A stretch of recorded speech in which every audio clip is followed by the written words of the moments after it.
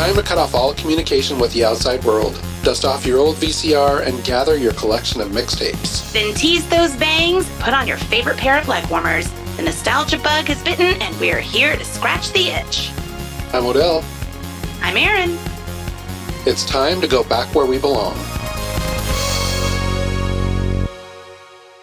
Howdy, kids. I hadn't planned an intro for today, so that's all you're getting. Howdy. We're what, going back to 1987? 87. Yes.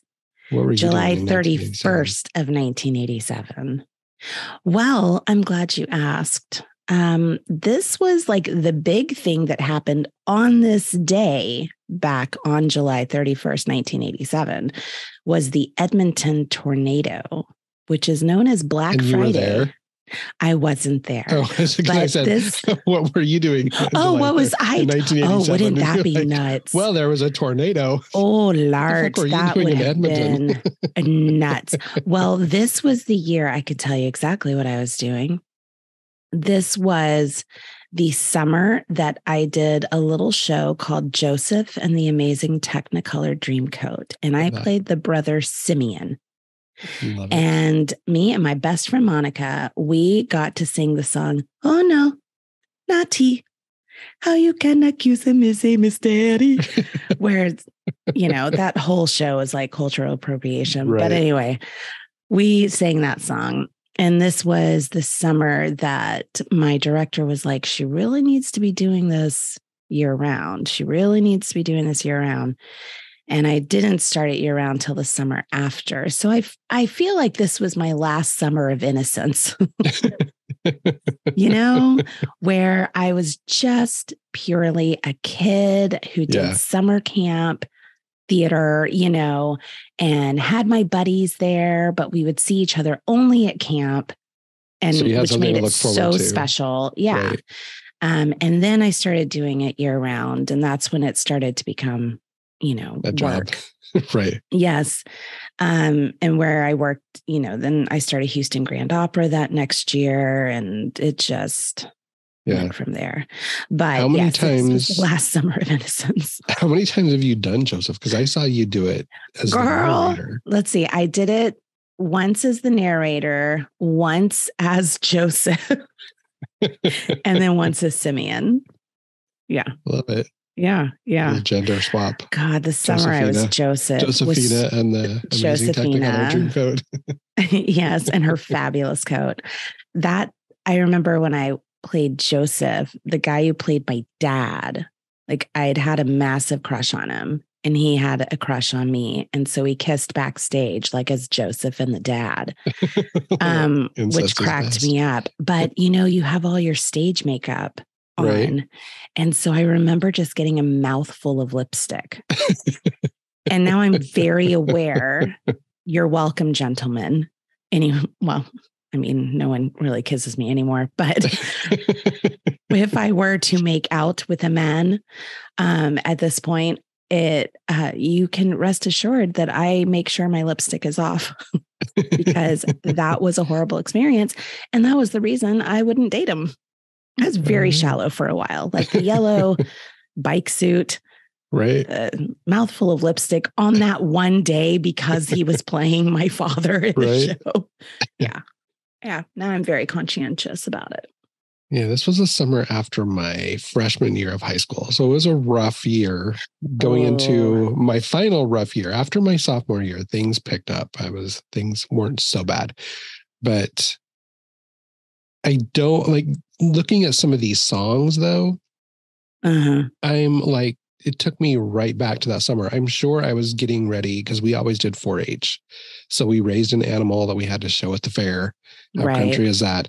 And so I more than likely had a sheep that year because I stopped doing steers, which the steers brought in the big money, but they were just too much work. So sheep just had to wash them and just walk them out there. You didn't have to do a whole lot of bonding or training with them. So they were easier. But that's about all I was doing. So while I was having my last moments of innocence, you were like in survival mode. In survival mode. Okay. The countdown had so we had very different summers. When can I get the fuck out of here? I was just relieved to not be in school. Like this was my safety time. Yeah. I didn't have to see anyone really. Yeah. Yeah. Yeah. So that's what I was up to. Right. Not in a tornado. I was not in a tornado, but man, those your dad poor. I was kissing no, not that year. That year was before. That was later when I was Joseph. Oh, got it. But no, when I was Simeon, I was just this cute little blonde girl, just like, oh no, naughty. I was so innocent, such a sweet baby. Oh, it's heartbreaking. Anyway, enough of that. No, but I did not have it as bad as Edmonton. An F4 tornado like tore through Edmonton and it just like ripped apart the whole area. Are tornadoes common there? No. That's what I was going to think. It's kind of like when that one touchdown in Salt Lake City. It's like, what the fuck is going on? Yes. Here? Tornadoes here. This one is known as Black Friday amongst the Edmontonians. And it only killed, though, this is what surprises me. This is when I'm like, what are we doing? Because it only killed 11 people. Wow. But it was like this massive F4 tornado. Lots of damage, of course. Yeah. Well, I feel like down south when we hear about, the devastation, because tornadoes touch down all the time. Mm-hmm. But I feel like, they tend to go through white. And here, I'm not a meteorologist. I don't know anything, but it seems like when we see these things, they've touched down in like poorer communities. So the housing isn't as stable.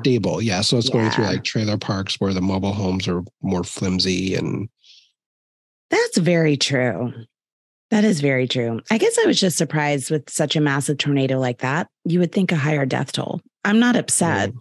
I mean, good. I'm glad that right. not everyone died, but that surprised me. I was like, oh, you guys have some sturdy structures there. There really wasn't a whole, I was trying because I'm sure there are so many movies in 1987. Right. I was trying to just stick with that week. Yeah. Literally, because we'll cover every other week in this year. Likely. So in fashion, I will tell you that women were wearing their sweater dresses, as we've talked about before, the amazing sweater dresses, short skirts, which I do remember wearing the short skirt with the bulky sweater, which was also that bulky sweater is very popular. Often a jean skirt, sometime an acid wash jean skirt, right? About this time. Girl, I had all of that needs to come back. Small shoulder pads. I had so many outfits with shoulder pads. There were some shoulder pads happening in the movie too. There were some. Yes, there were. It was popular for both. It was not just the lady folk. I had a silk jacket that had shoulder pads. Nice. I love it. It just cracks me up. Animal prints were very popular. The long, full wool coat was very popular. Yeah. Men loved their tracksuits and their sweatshirts. Men just got lazy this time, right. But they'd fashion it up with some Nike Air Jordans. That was like when those were coming out. And then, of course, denim all the way around. Oh, yeah. Excuse me. I always denim is not a part of the everyday wear anymore. People still have, I've made my girls have, you have to have denim shorts and you have to have a pair of denim jeans. But when you see them jeans, dressing, but they're the stretch denim. Yes. God, those are amazing. But the girls, when you see what they wear to school, it is never that. Yeah. Except Pay might she has these really cool baggy, patchy jeans, but we had straight denim jeans. Oh, yeah. No Levi frills. 501s. Yes.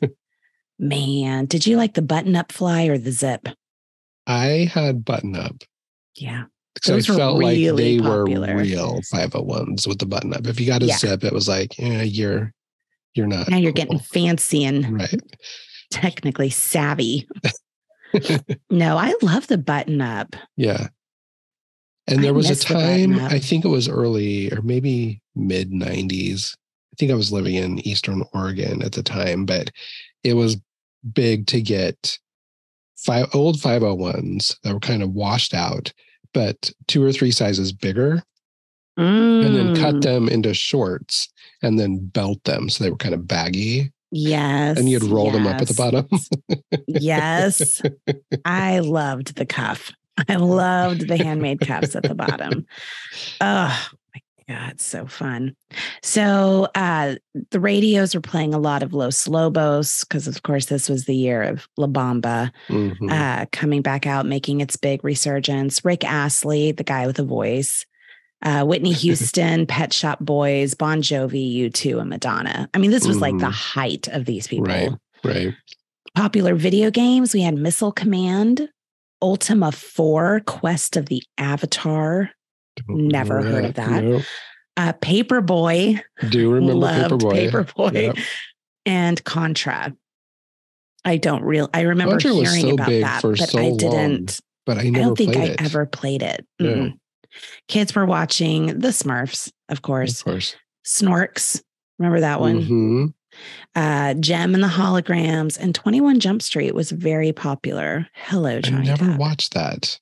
I never did either, but I knew who Johnny Depp was. Yeah, I did too. But I knew him from Nightmare on Elm Street. Yes. And then I knew that he was on 21 Jump Street after I knew him from Nightmare on Elm Street. I was very happy that he went on. I remember thinking he was really cute in Nightmare on Elm Street. I had a pretty big crush, so I was happy that he was like doing other things. People were playing with Dungeons and Dragons, of course, never got into it.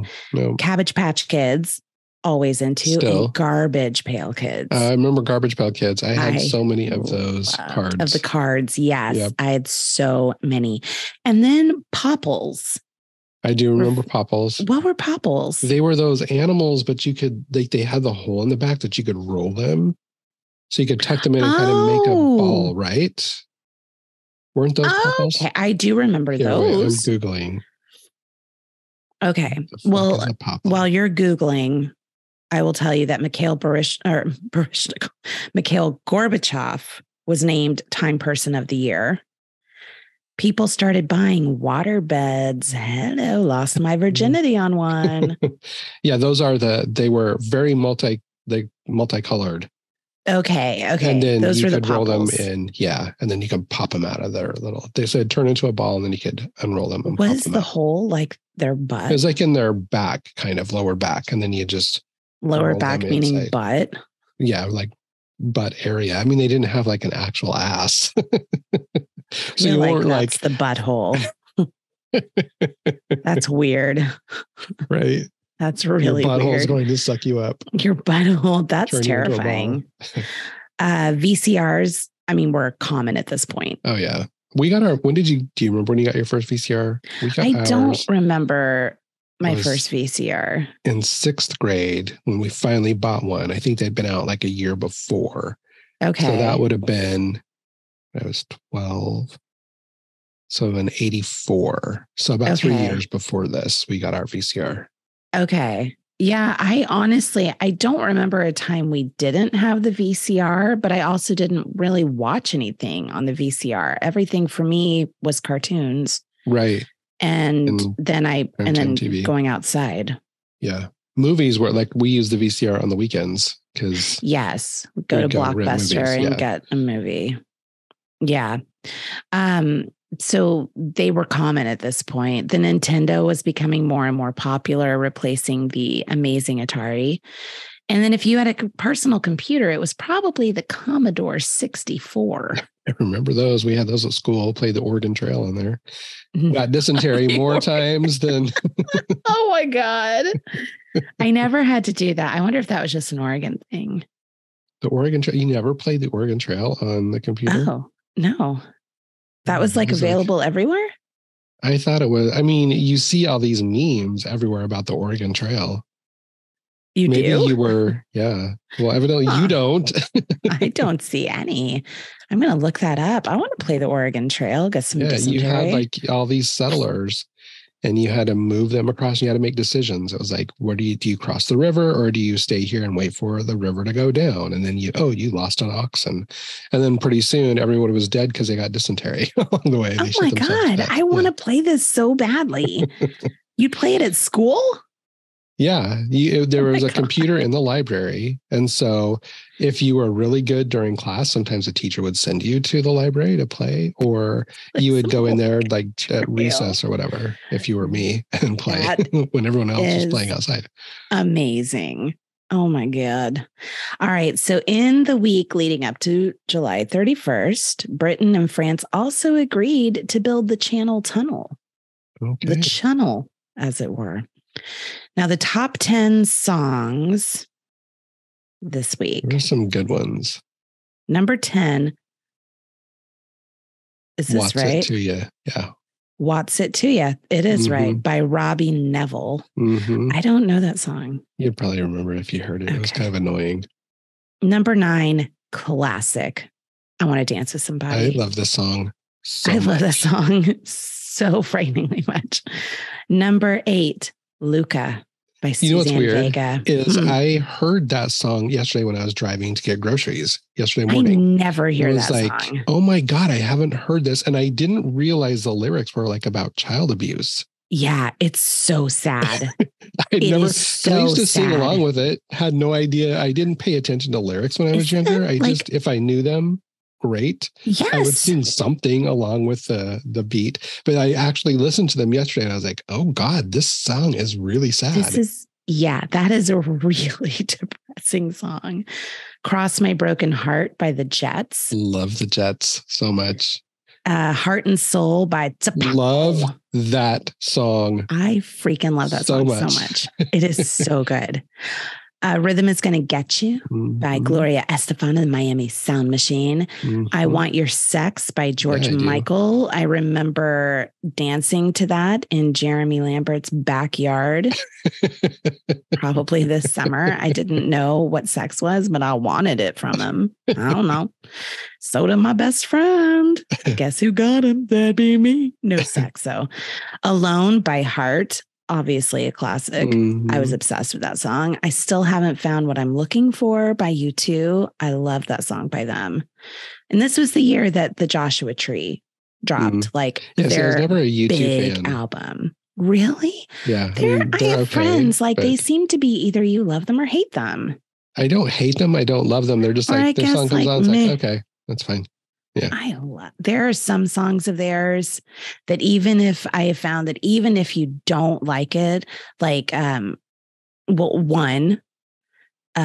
song everyone seems to like. One Love, One Life, and All I Want Is You. But all I want is you. I don't know that I know that one. Dal, you do. And then number 1 was Shakedown by Bob Seger. Yeah. I think that was from 48 Hours or something. Okay. I know the song. Is that Eddie Murphy movie? Yeah. I know the song because our drill team danced, that was their song in the parade. And everyone was like, that's stupid. I love it. Let's do our music choices to add. All right. Well, first, I need to know what you chose from the movie, because if you didn't choose a certain song, then I'm going to go ahead and choose that one. Girl, my 2 choices are from the movie. Oh, okay. Because I was like, I can't choose one. Because you know what they are. Cry Little Sister. Cry Little Sister. Okay, that's one. Yes, Cry Little Sister, and I Still Believe. With our boy, Tim Capello, and his shirtless saxophone.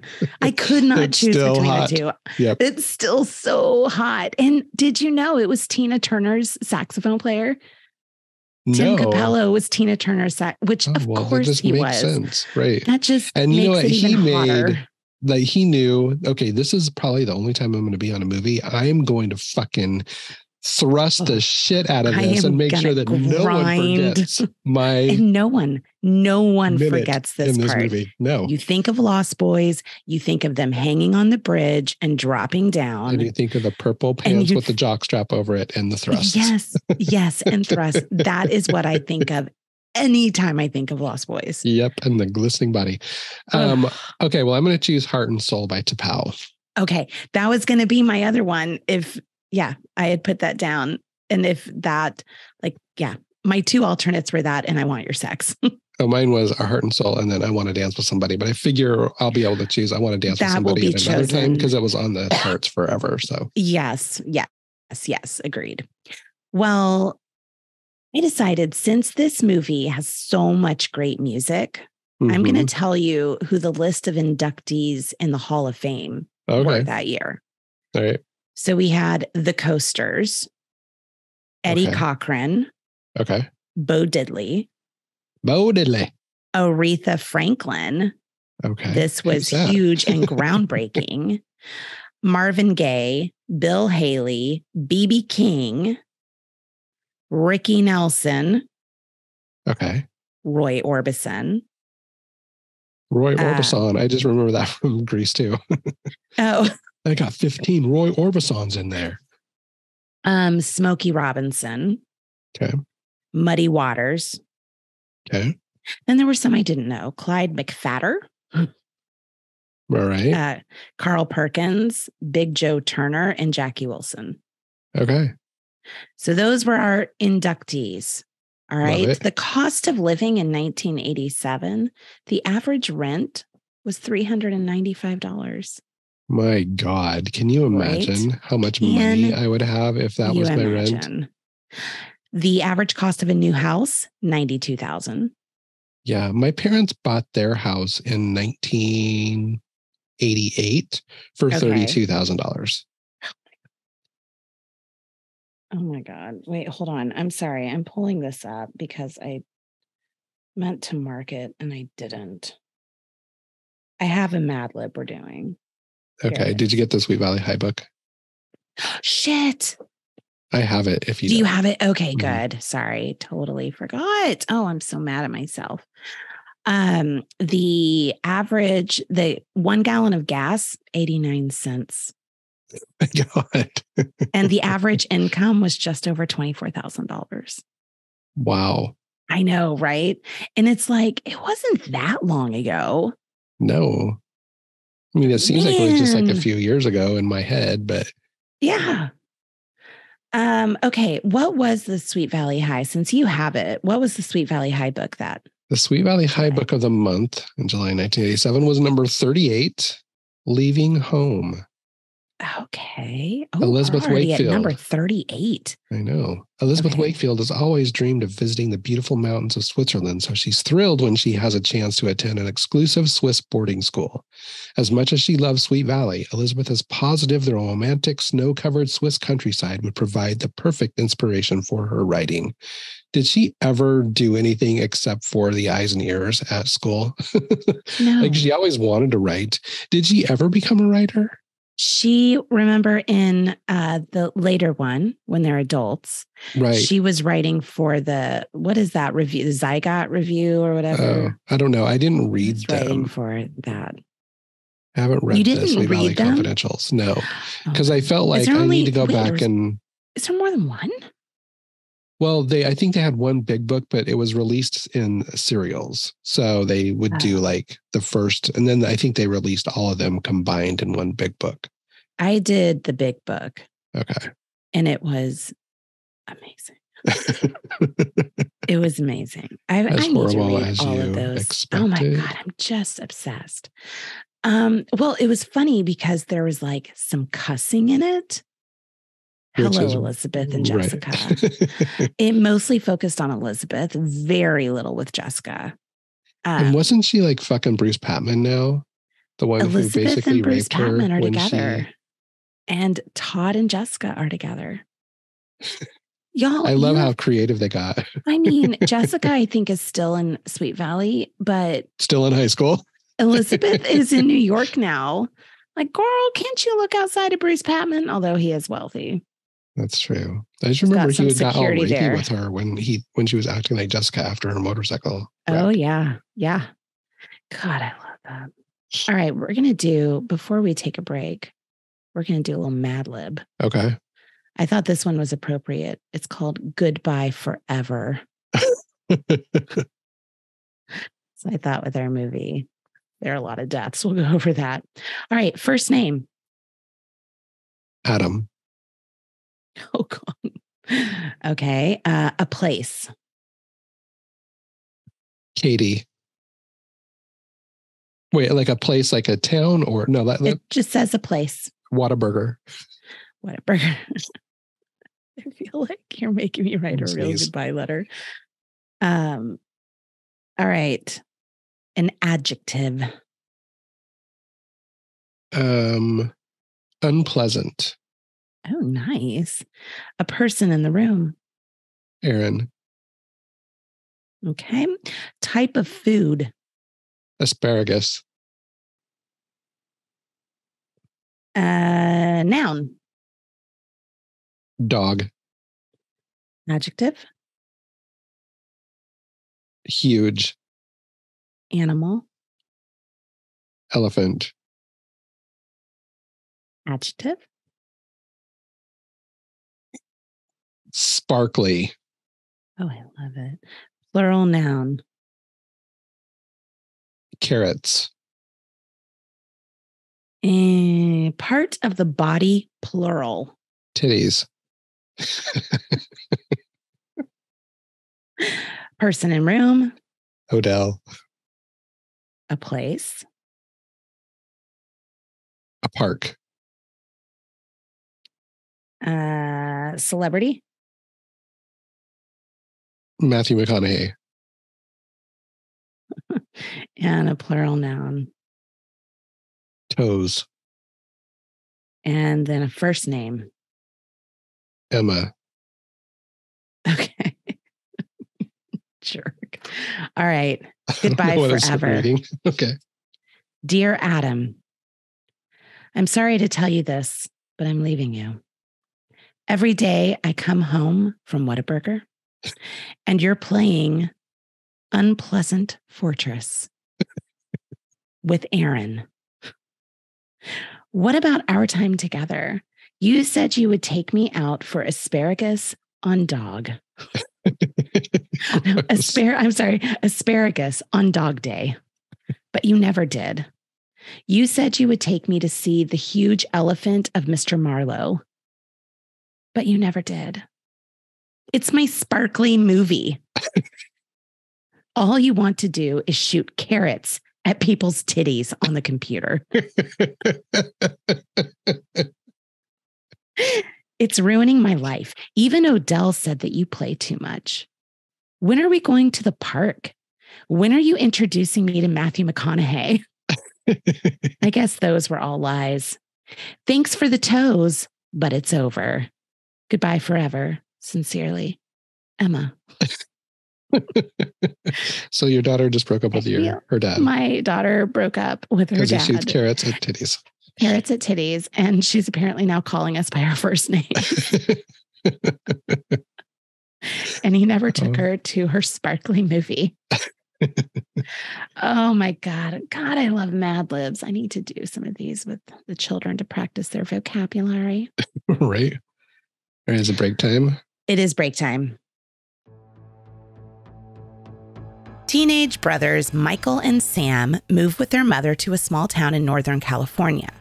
While the younger Sam meets a pair of kindred spirits and geeky comic book nerds, Edward and Alan, the angst-ridden Michael soon falls for Star, who turns out to be in thrall to David, leader of a local gang of vampires. Sam and his friends must save Michael and Star from the undead.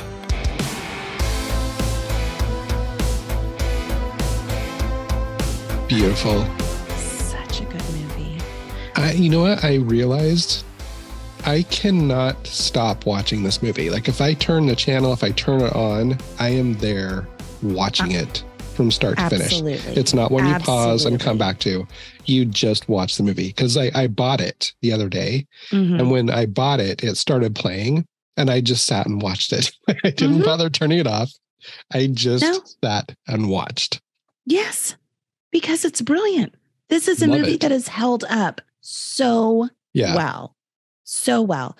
I'm watching it again later today with Peyton because she missed it. Yeah. And you know what else I realized? Huh. I was Corey Haim about this time.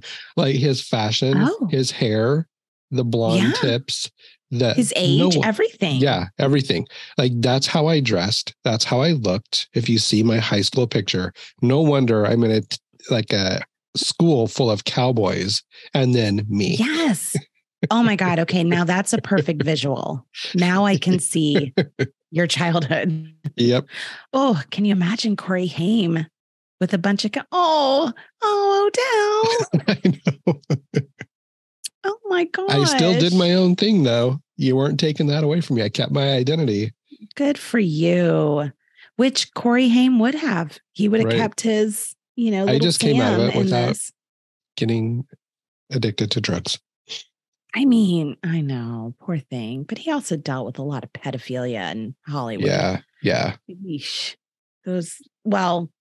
So before this movie came out, here's what the top 10 was leading into this week. Number 10 was Adventures in Babysitting, one of my favorites. I have not seen that probably since high school. I showed it to the girls just a few years ago. Another movie that has totally held up. It was so good still. And they loved it. God, I've had this cough, like weird cough. Revenge of the Nerds 2, Nerds in Paradise. Number 8, Dragnet. I think that was the one with Bill Aykroyd. Dan Aykroyd. And yeah. Yeah, Dan Aykroyd. And it's number 7, Full Metal Jacket. I cannot watch that movie. Number 6, Jaws 4, The Revenge. I think that's the only one I didn't see. Oh my God, you have to see it. I love Michael Caine did an interview and they were like, why did you do Jaws 4? And he goes, look, it was a shit movie, but it bought me a beautiful house. I mean, I love that honesty. I would totally do it for that. After Jaws 3, I was like, where else could they go? That was just brilliant. Oh no, they went. It's incredible. Number 5, La Bamba. I love that movie. I did love La Bamba. Number 4, Superman 4, The Quest for Peace. I don't think I saw that. Number 3, Summer School. Do you remember that one? I do remember Summer School with Mark Harmon, right? Yes. Oh, and he was so beautiful. This may have even been the year when he was like people's most beautiful, whatever. Number 2, there was a re-release of a movie from 1937. Okay. Well, a movie called Snow White and the Seven Dwarfs. Yeah. They used to re-release Disney. I saw so many of the classic Disney cartoons in the theater because they re-released them. And we would go. I'm just amazed that it was so high. Mm-hmm. It was a number 2 Well, movie. That's the only way you could see them, though, because they weren't on video. They didn't release them on video until much later. They had them in the vault. Mm-hmm. Yeah, I don't think they started releasing them until after the Renaissance, like of Little Mermaid. And the first one I bought was Little Mermaid on VHS. Yeah. That's when you could actually afford to buy. I think E.T. was the first VHS that they made it cheap enough that people could buy it. And I bought that. Wow. And then Top Gun. And then Little Mermaid. And then they started releasing the Disney ones like every year. They would open the vault and they'd release them for a limited time. And then it would go back into the vault for 10 years. Mm-hmm. Oh my God. They didn't count on streaming and Disney Plus. So that vault thing stopped. Number 1 movie was RoboCop. Oh God. I don't think I ever finished that movie. I started RoboCop. It, but didn't. I had a friend who was in it. He was the annoying kid at the beginning. Because it took place in Houston. Yeah. So he was in it at the very beginning. It's pretty funny. Lost Boys, when it came out the next week, it debuted at number 2. Nice. It was beaten out, and I understand this. It was beaten out by a movie called The Living Daylights, which was a James Bond movie. Oh, okay. Those are always going to be debut the highest. So I was actually okay with that. And then we have Joel Schumacher directed this movie. Mm-hmm. It was written by Jan Fisher and some other people. It was starring great cast. That's one reason this movie survived. Jason Patric as Michael. Beautiful. Corey Haim as Sam. Diane Wiest as Lucy, their mom. Bernard Hughes as the grandpa. Hysterical. Why do I need a TV when I can read the TV guide? Edward Herrmann as Max. I love Edward Herrmann. Kiefer Sutherland. This is when my love for that man started and continues to this day. He played David. Jamie Gertz, gorgeous, best hair ever, played Star. Corey Feldman was Edgar Frogg, and Jameson Newlander was Alan Frogg, the Frogg brothers. Now, if you could spot him, which I'm sure you could, we also had Alex Winter, who was from Bill and Ted. So he was Marco, one of the vampires. This was the first movie that the Coreys starred in together. Oh, really? This was the first one.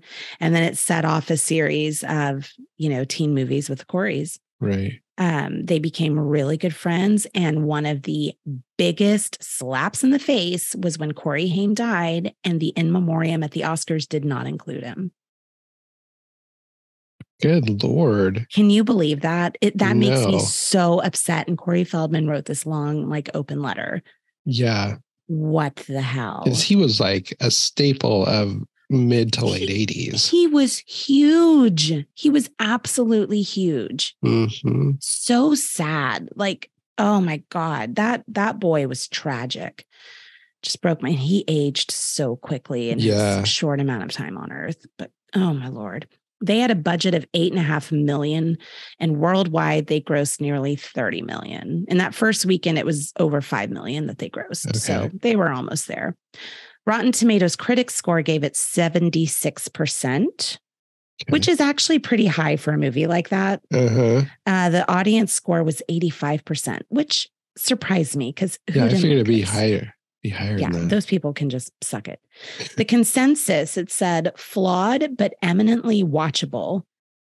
Joel Schumacher's teen vampire thriller blends horror, humor, and plenty of visual style with standout performances from a cast full of young 1980s stars. Yeah. I can agree with that. Roger Ebert did not enjoy this movie. Really? He said, when everything is all over, there's nothing to leave the theater with. No real horrors, no real dread, no real imagination, just technique at the service of formula. Or a boner. Right. Yeah, Ebert didn't include that at all. So Santa Cruz, which is where Santa Carla, is it Santa Carla or Santa Clara? No, Santa Carla. I always thought it was Santa Clara, but I think Santa Clara is a real place, right? No, because I have written on here in two different parts, Santa Carla, Santa Clara. It was Santa Carla because I picked that up this time. I always thought it was Santa Clara. And then I was like, oh. Yeah. Well, so it actually is kind of based on Santa Cruz. Santa Cruz did not want to be associated with this. Got it. Which cracks me up because Santa Cruz had been plagued with the reputation of being the murder capital of the world. Right. Because there was a series of very brutal murders by 3 different, very disturbed men in the early 70s. John Linley Frazier, Herbert Mullen, and serial killer Edmund Kemper. Yeah. They together killed 28. There were 28 brutal murders over a 30-month period between 70 and 73. But God forbid you throw, Kiefer Sutherland as a hot vampire in there. What? I would be absolutely, you will set it here. The 2 other vampires were hotter than Kiefer Sutherland and Alex Winter. Like the dark-haired one. Oh, yeah. There were definitely some hotter. I mean, but See, I've never thought Kiefer Sutherland was super. His mouth bugs me. It's so tiny. I will let that tiny mouth do whatever it wants to me. I have always had a crush on Kiefer Sutherland. I think he is so beautiful. And I remember in that movie, God, he was just so intense. Like his eyes, he could just stare really good a hole through you. He's so good in this movie. So the film is screened every summer in Santa Cruz on the boardwalk. I feel like I should be banned there. Like, you didn't want anything to do with this movie. You don't get to do this movie then. We're going to make everyone drive to a nearby town that actually wanted us. Exactly. Unbelievable. The main song, Cry Little Sister by Gerard McMahon, he wrote that after reading the script, but before seeing the movie. Okay. So he was feeling, God, that song. Whew, I cannot wait till you get that on our playlist. Mm-hmm. And I am going to shuffle and scream when that one comes on, along with our saxophonist. So we start with, I love the camera work in this movie with the flying. Mm-hmm. I love that. And we start off with that, like that over the boardwalk, just kind of swooping. Yep. I thought that was so cool. And then we see, I'm going to be totally skipping around. I'm sticking with the main story right here. So Sam and Michael and their mom, Lucy, are moving in with their grandpa in Santa Carla. And there are tons of stories about vampires here. Right. The boys go to a carnival, and that's when we see our shirtless man with the vampire. Seriously, if you do not, and this was really Tim Capella singing the song and doing all of that. If you have not seen this movie, if you're not into vampires or horror or whatever, just watch the first 15 minutes. Right. He shows up pretty quickly. Yep. And just see the glistening man. And I'm not usually into hairless men, but it's just the physique. Yes. And the ass in those tight pants. And I forgot he had like a leather jockstrap over it. Yes. Like a studded leather jockstrap. Well, and the way it's filmed for the most time is like at this really great angle where you can like see the chiseled front, but then that lovely round rump behind. It's like, oh, it is perfect. I'm not for big beefy types. Oh, see, I kind of am. I am not at all. At all. But okay. Let me get Kiefer's tiny mouth and then the weight of Tim Capella's body on me. And I would be like, and I'm done. I have a couple of questions from the very opening when they're moving in with Grandpa, though. One first, where the fuck did the motorcycle come from? I don't know. Because he was riding in the car with Sam and his mom. Yes. And then all of a sudden when they pull into Grandpa's house, he's riding a motorcycle. Did they have it? Were they towing it behind or anything? Was it in a? I don't remember. Like, it never bugged me. And even this time it didn't bug me. I assumed that it was either being towed or that it was like in a moving. Well, they had the trailer behind, but I thought the trailer behind them had their stuff in it. So I don't know if they managed to put the motorcycle in there. They put the motorcycle in there. I don't know. I think that's what I had assumed. Also, did you notice when they go into Grandpa's house and Michael walks back to that one room when they're looking around and just randomly picks up some weights and starts lifting weights? Yes. So, yes. What the fuck is that? I feel like that just captures the 80s because totally. I remember like weightlifting was such a thing. And everyone had a weight set in their house. Everyone did. I love the thought that Grandpa had the weight set. Right. That's what I wrote down. Are those Grandpa's? Or did Michael bring them and he didn't walk in with that? So and would you just walk into someone's house and start lifting weights? I mean, apparently this angsty little teen, he was like, oh, gotta get this. I've heard about this Tim Capella guy. I need to start buffing up. Work on my arms. My ass and my arms.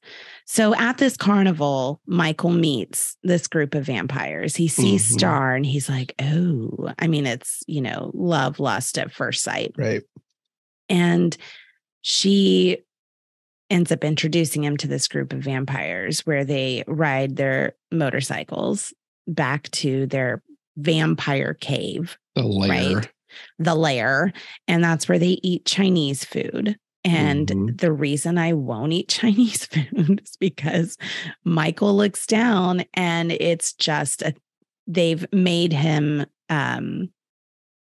I guess it was sort of because this was before the blood, before he drank any blood. They were just fucking with him. But they were fucking with his tricks. mind. Yeah. And he looks down and sees a bunch of maggots.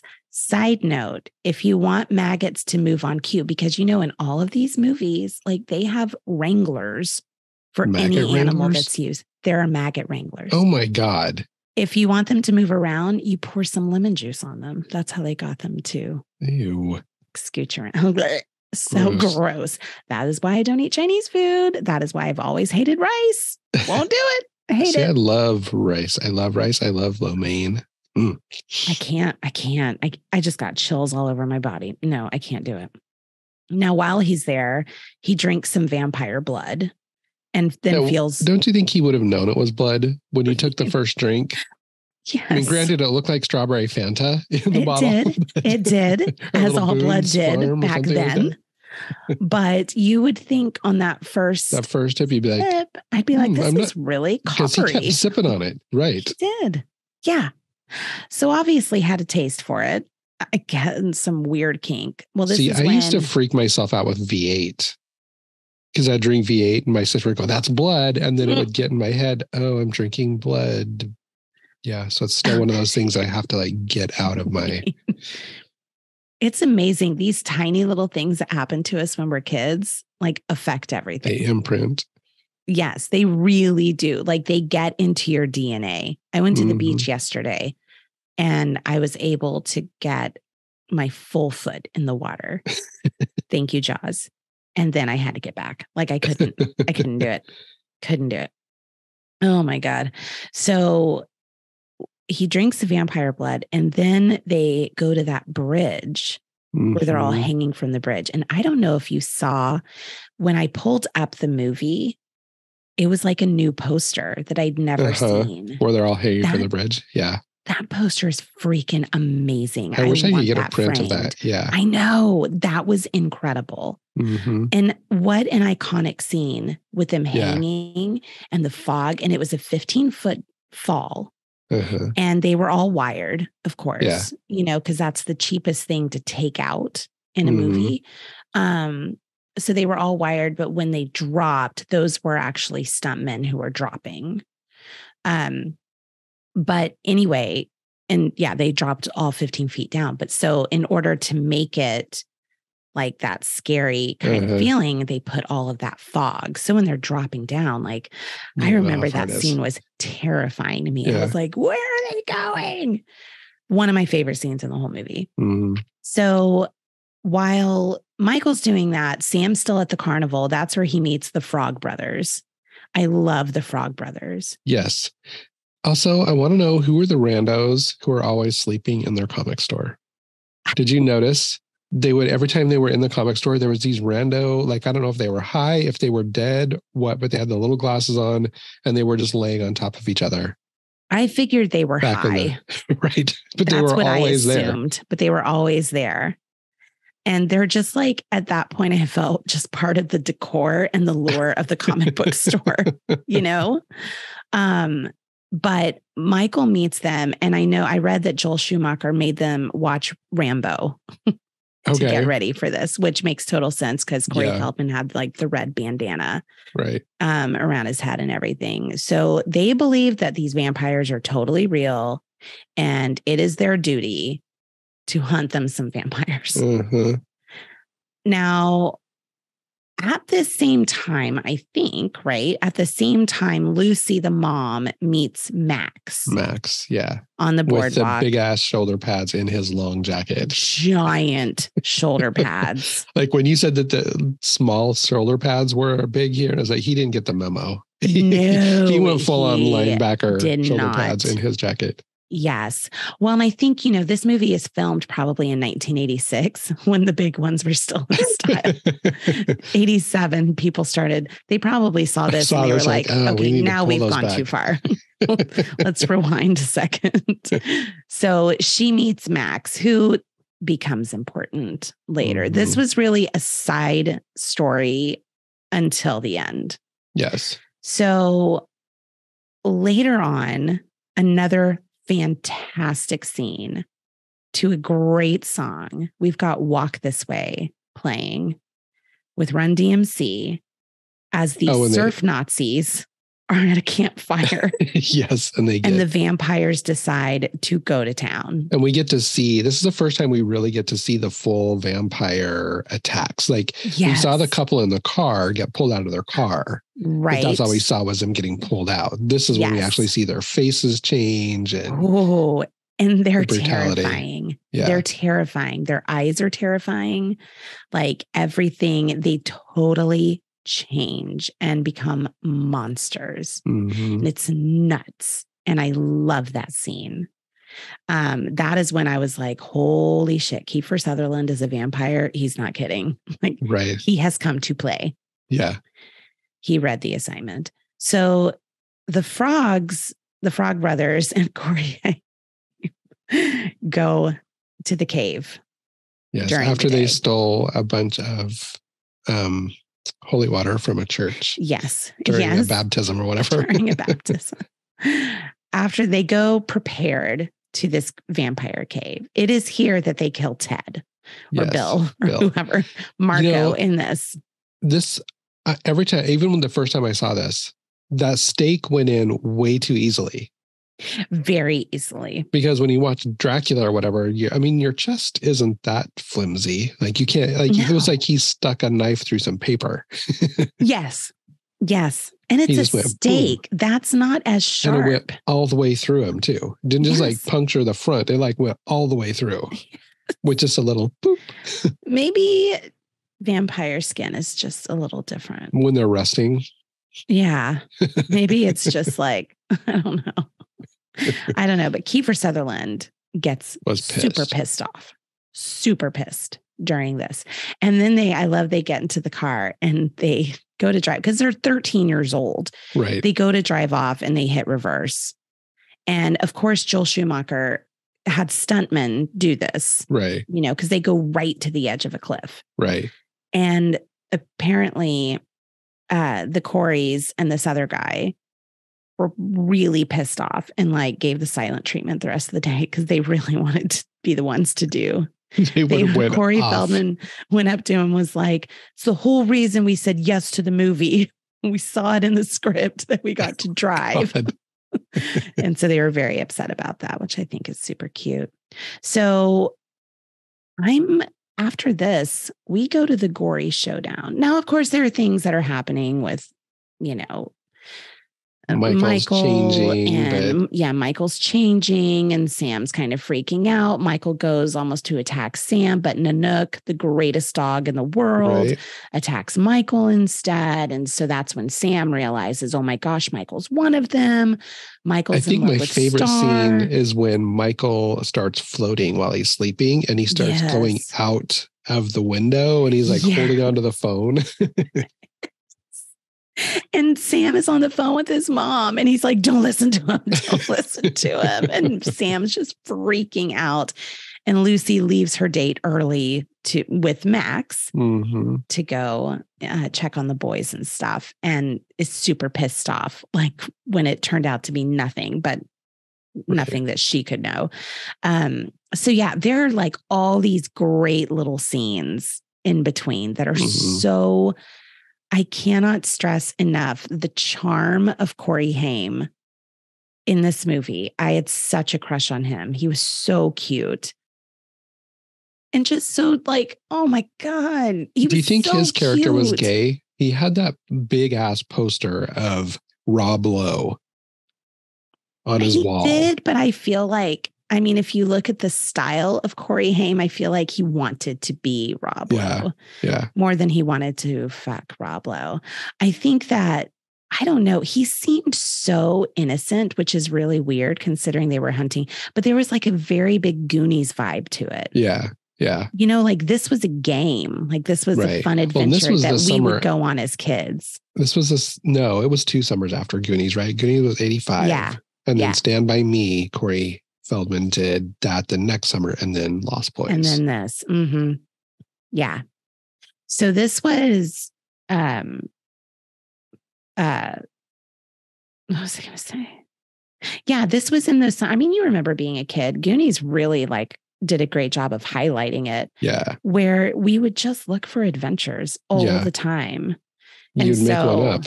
And we'd make one up. Yes. Yeah. I mean, I always, ran from the Nazis. Like, you just make up these, these stories and these grand adventures. And so it felt like there was that innocence with these kids. Like, they don't have time for romance or thinking about anything. They are hunting vampires. Right. So, yeah, I don't know. I never got the feeling from him, but that poster, I mean, that was a big poster. But of course, I had posters like that too, because I saw the attraction. I didn't understand the attraction. Right. But they were, I mean, I had posters of women in the wall just because I was like, oh, that could be me one day. Right. But I did have my poster of Donnie Wahlberg on the side so I could fall asleep every night looking at him, dreaming of when we were going to get married. So this is where we get like the big reveal is in this last section. There is, I mean, that gory showdown was amazing. I love that just by throwing a vampire into a tub full of holy water, you can basically fuck up the plumbing in the entire house and make blood and vampire remains. Like, you can destroy a toilet. Literally, the toilet blew up. It blew up.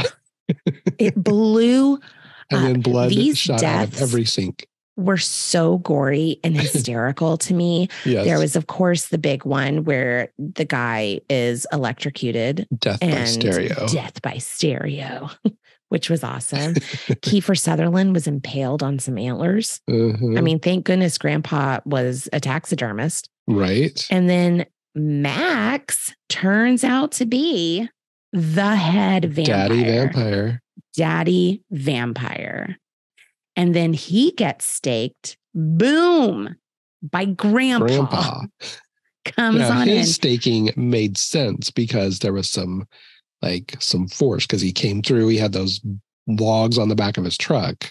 Yes. Slammed on the brakes. They flew. Made total sense. And then Michael pushed him into the fire pit. Yes. Where he basically blows up. Yes. I mean, it's incredible. It's incredible. All the vampires are dead. Star is okay. Star's little brother? Who was that through the whole Laddie. thing? Laddie. Was his name Laddie? Yeah. It was or Lottie? Lottie or Laddie? Lottie or Laddie. Well, I don't know, something like that. One of those. Someone doesn't name people. But they were all okay. Yes, there was enough time for them. They hadn't quite changed into vampires. Like Lottie changed into a vampire for the first time, I think, that night. And yeah. And I love how he came up out of the bed, like a total 80s video with the wind machine blowing the sheets around him. Oh my God. It made me want to sing Contact from Rent. It was like Angel rising up. Nice.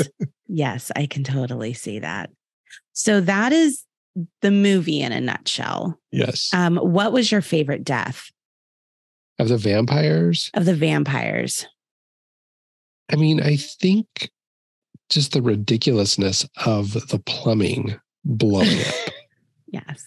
Yeah. That was which of the vampire would you bump? Would I kill off? No, would you? I'm sorry, hump and bump. Oh, well, obviously, David, Kiefer Sutherland. Okay. I'd hump the shit out of him. See, I would have been the other two, Paul and the dark-haired dude, the one who's death by stereo, and the one who gets thrown into the bathtub. Yeah, they were the hottest ones. Dwayne, I think, was the other one. Yeah. Dwayne. It was Dwayne, Marco, and Paul. So Jason Patrick was always my number one, even though he overdid the angst a bit in this. When I was rewatching, I was like, it was wow, he really went for the angst here. But he was gorgeous. Just like, that's when I first thought, oh, I wonder if I do like guys. Because he's making things tingle. Even after the movie's over, I'm still thinking about him and there's some tingling going on. So I wonder. I think I might be into him. Yeah. No, I would definitely hump Kiefer Sutherland for sure. And his mouth. For sure. And his mouth. Heck, give me that mouth. Things I could show it. Do we need to take another break or can we? I think we should take a break. Take another one. All right. So speaking of deaths, in this movie, there were 121. Wow. Now I'm including. So you counted them while you were watching it? Or No. I saw this. I found this. There were, if you include all the animals in Grandpa's. Okay. That makes up 68 of the deaths. And they even listed out, there was like 1 deer, 1 duck, 1 chicken, 1 like it. So these are before the movie though. So I was thinking yes. like total that we see. Yes. Okay. No, there were 31 humans who died and 5 vampires. Okay. So David had the most, aside from Grandpa, obviously, but David had the most with 36 kills that we see. Okay. And then Dwayne, Marco, and Paul all killed 33. So he had, I'm assuming with the, I don't know if they're counting like the couple at the beginning or the security guard, right, as those all being David. Okay. That's what it sounded like. Yeah, because we don't really know. We don't really know. See them, yeah. But then Max killed 7. Edgar, Frogg, and Sam killed 2. And then Michael, Nanook, and Alan Frogg killed 1 each. Okay. So in total, when you add the animals, it's 68. Now, if you could be a vampire, would you? Like in theory, 100%. Like right. Thinking it was just that eternal youth and the ability to fly. But then, but then you'd never, the vampires couldn't walk around in sunlight because it's not Twilight here. Which I'm more of a dark, I mean, I like the sunlight, but I like the dark. I don't want to drink blood. Yeah. And then you think about living forever. I guess you could take yourself out. Like you'd walk into the sun when you were just done. Right. But then you think of living forever, all the people you would see die, all your loved ones. Mm-hmm. But then eventually, at one point, I mean, right now, if someone came down and said, do you want to be a vampire and live forever? I'm like, for what? Like the world is in shit. Like global warming's a thing. The world's going to be destroyed. Like, I don't think so. If you were to ask me 20 years ago, I'd have been like, yes. Or especially back in like dancing plague days, back in the 1400s. Oh my God, come on. Like if we can time travel back there and make me a vampire, all the things you could see through history. I would love to. 100%. Yes. Yes. Yeah. Now going forward, no. Yeah, I don't think so. Really. We're on a trajectory that's not that great. I'd rather check out before it gets really bad. Yeah. Yeah. Okay. We're going to try a little game. Okay. We're going to have an A to Z conversation. Okay. As the Frogg brothers. Okay. Now, you know the rules, but to explain it, we go back and forth. We each say a sentence. Right. If you start, your sentence begins with A, then my sentence begins with B. Right. C, D, back and forth. Right. And the topic is going to just be vampires. Okay. Just the Frogg brothers. That's where we start. Yeah. That's where we start. In the comic book store, just talking about vampires. As soon as one of us cannot think of a word that begins with that letter, or a sentence that begins with that letter, then that person loses. Yes. They fuck everything up. Fuck everything up. All right. So do you want to go first? Yeah. Okay, go. This is pretty easy. A vampire can be killed with a stake. But what if it's better to kill the vampire with a pole? Can you really kill a vampire with a pole? David did it.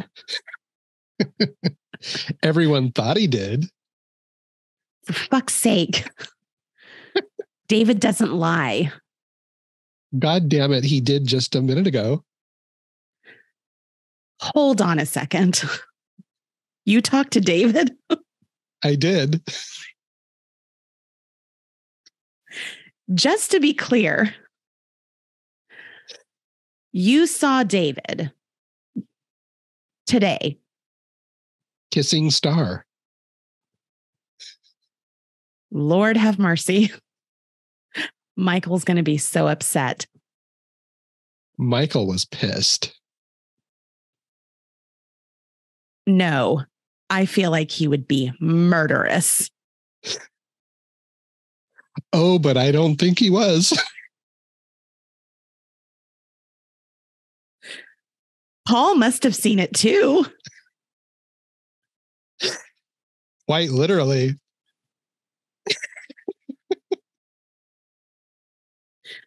Right.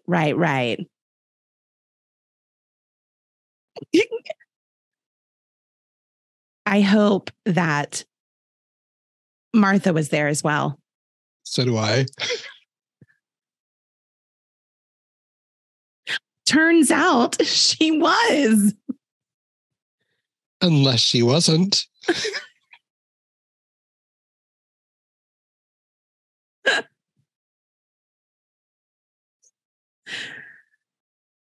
Verity told me that she definitely was. Who the fuck is Verity? Xylophone playing Verity. You know who she is. Yeah, I do. Zoo?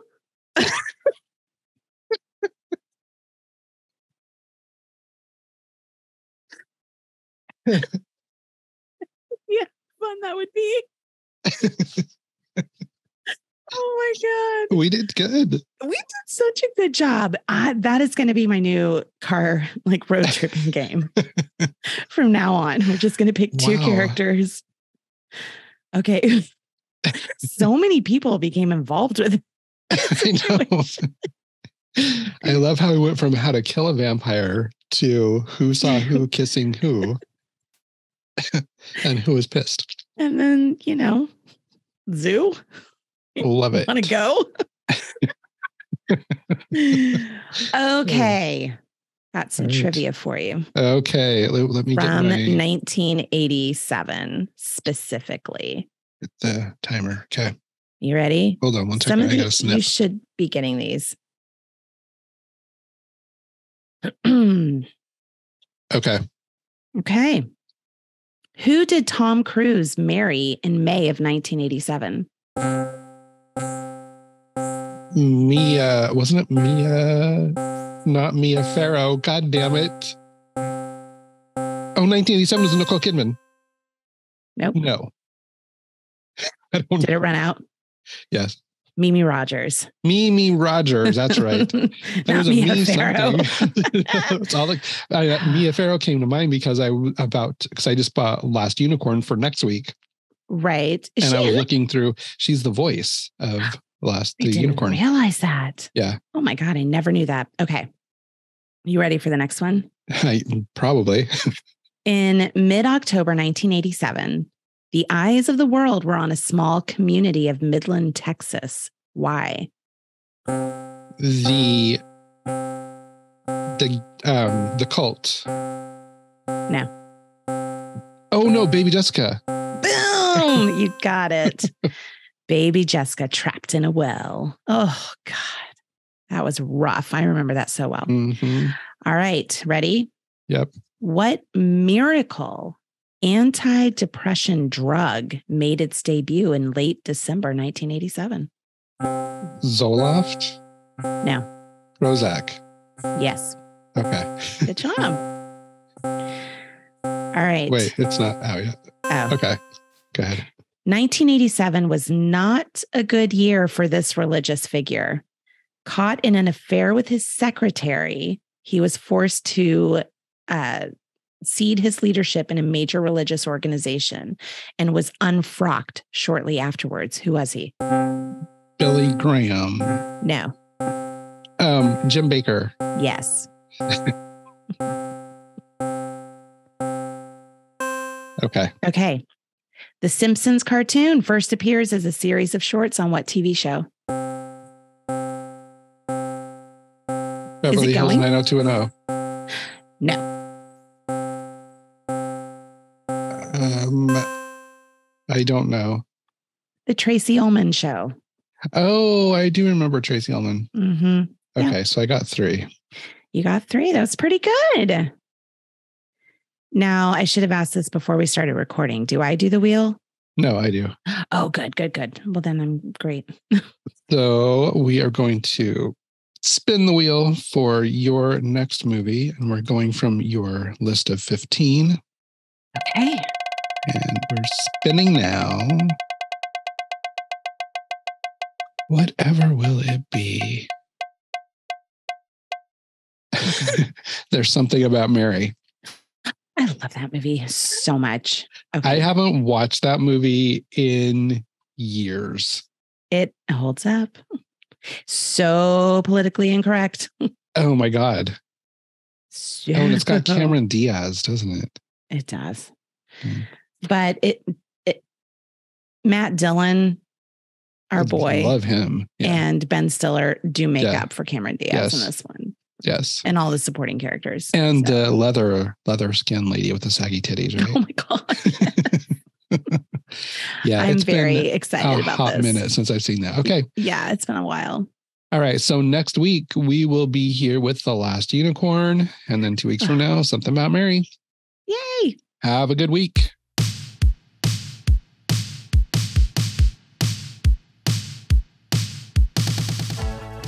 Thanks so much for listening. Please be sure to tell all of your friends about us, especially any fellow Gen Xers. And don't forget to follow us on social media and your favorite podcast app. And be sure you're set to auto download so you never miss an episode. And while you're there, leave us a 5-star rating. Don't forget to visit backwherewebelong.com to gain access to our ultimate playlists, pick up some merch, and do a deeper dive into all of our episodes. Thanks again. We'll see you next week.